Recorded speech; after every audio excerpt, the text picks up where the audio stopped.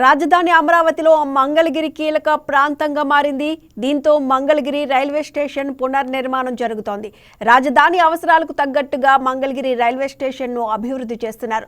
అమృత Bharat station పథకం కింద చేస్తున్న పనుల్లో 70% పూర్తయ్యాయి.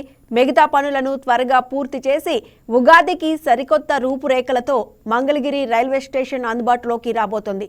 మంగళగిరి రైల్వే స్టేషన్ అభివృద్ధి పనులపై మా గుంటూరు జిల్లా special correspondent Koteswararao ground report. ప్రస్తుతం గుంటూరు జిల్లా మంగళగిరి రైల్వే స్టేషన్లో ఉన్నాము.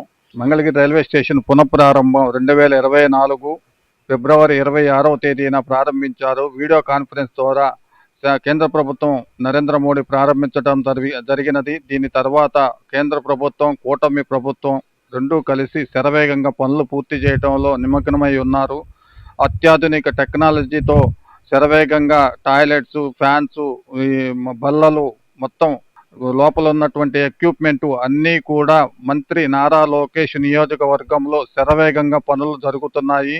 ఈ పనులు ప్రారంభించినప్పటి నుంచి 70% పనులు పూర్తయినాయి. ఇంకా 30% పనులు ఉగాదికి అయ్యే విధంగా ప్లాన్ చేస్తున్నట్టుగా వీరు చెప్తున్నారు. ఈ ప్రాజెక్ట్ వచ్చి గతిశక్తి అనే వారికి ఇవ్వటం జరిగినది. వారు శరవేగంగా పనులు పూర్తి చేయడంలో నిమగ్నమై ఉన్నారు. ఇంతకు ముందు కంటే ఇప్పుడు పునఃప్రారంభించిన తర్వాత పనులు చాలా శరవేగంగా పూర్తి చేస్తూ ఉండటంతో మంగళగిరి ప్రజలు హర్షం వ్యక్తం చేస్తున్నారు. అందులో ఎన్నికలలో భాగంగా నారా లోకేష్ ఇచ్చిన హామీల్లో ఇదొకటి. త్వరగా పనులు పూర్తి చేయడంలో నిమగ్నమై ఉంది కూటమి ప్రభుత్వం, టీడీపీ మంత్రి నారా లోకేష్ అని ప్రజలు హర్షం వ్యక్తం చేస్తున్నారు. మంత్రి నారా లోకేష్ మంగళగిరి ప్రజలకు ఇచ్చిన హామీలో భాగంగా అభివృద్ధి చేయడంలో పలు రకాలుగా నిమగ్నమై ఉన్నారు.